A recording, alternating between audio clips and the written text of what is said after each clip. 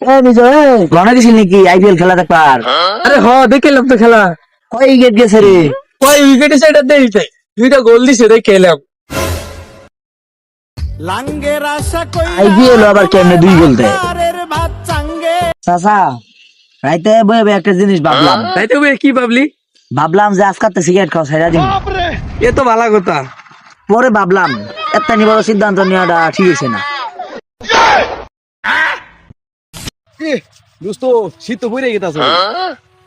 দোস্ত আর কইস না, কি যে খুশি লাগতেছে, দীর্ঘ 1 বছর পরে ওর লগে আজকে আমার দেখা হলো। এই দোস্ত কার লগে দেওয়া পুরি মায়ের নাম কি রে দোস্ত? আরে বেটা মায়া না, শীতের জ্যাকেট বাক্সত বেরে দিছি, 1 বছর পরে দেখা হবো জ্যাকেটের লগে।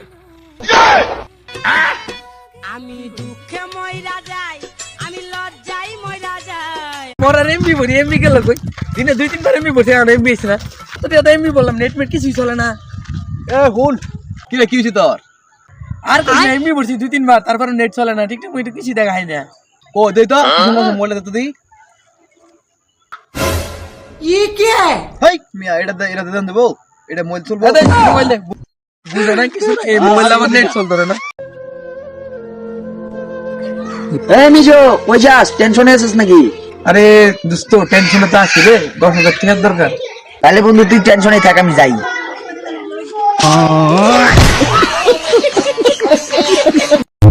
এই যে আমি এই আমার বন্ধু এই ওই যে আকবর বইছে ওটাও এই। আচ্ছা দোস্ত তোর একটা প্রশ্ন করি, উত্তর দিবি? কি প্রশ্ন রে বন্ধু?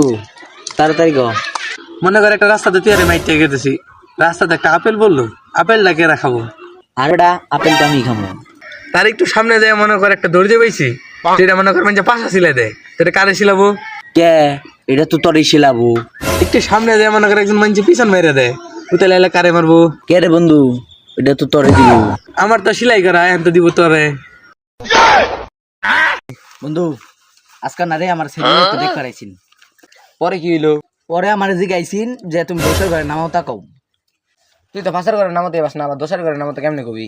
এই বেটা আমি বাইনা দেখেই তো কইছি, সেই আমার পছন্দ না।